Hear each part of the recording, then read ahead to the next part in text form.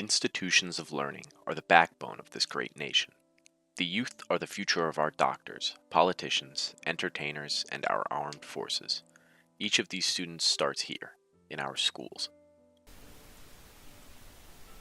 Today, children are granted the ability to attend one of over the 92,000 public schools. It wasn't always this way, however. Just over 60 years ago, schools were still segregated. In fact, 17 states required it. How was this allowed to continue so far into the 20th century? The precedent of segregation had long existed in the United States. However, the legal standing for separate but equal facilities was upheld in the controversial Supreme Court case, Plessy v. Ferguson. In this landmark decision, the Supreme Court ruled 7-1 that the use of separate train carriages did not violate the 14th Amendment, as it did not explicitly state the inferiority of one race over another. The ruling of Plessy v. Ferguson was upheld on grounds of public institutions being separate but equal. This allowed many states to continue to use Jim Crow laws, which effectively segregated states based on racial grounds. This continued until the Supreme Court agreed to hear the case Brown v. Board of Education of Topeka. In perhaps one of the most famous rulings in contemporary American history, the court unanimously ruled that segregated schools were unconstitutional. This opened the door for students who had previously been forced to attend second-rate schools to join students of other races in order to achieve a higher quality education.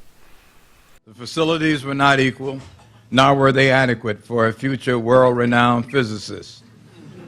I asked myself why we had the hand-me-down books, why we had the older equipment, why we seemed to be out of the loop compared to Central High School, which had a national reputation for excellence and was one of the best equipped schools in the region.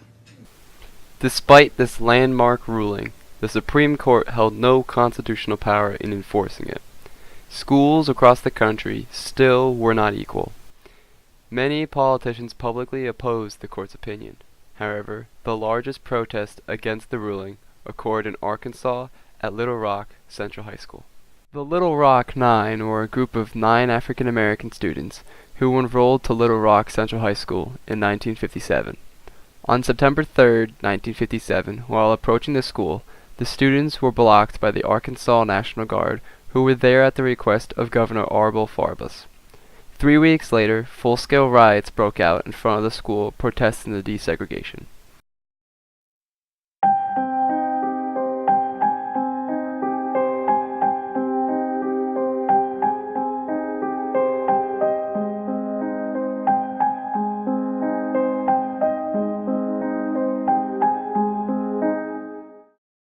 On September 24th, President Eisenhower placed the Arkansas National Guard under federal control and authorized 1,200 members of the 101st Airborne Division to restore order and to escort the Little Rock Nine to their classes. This move by President Eisenhower was the key turning point in the desegregation of schools across America. Thousands of schools, slowly but surely, expressed the true meaning of equal. The 14th Amendment contains the clause, "No state shall abridge the privileges or immunities of citizens of the United States, nor shall any state deprive any person of life, liberty, or property." It is thanks to this clause that schools all across the United States are free and equal to all, regardless of demographics. What if the vast majority of American schools were segregated? What if the 14th Amendment did not provide the launchpad for desegregation? I think if that mandate wasn't around, some children who are in certain neighborhoods or come from a certain different demographic would have much more of a hard time than kids that don't come from that area.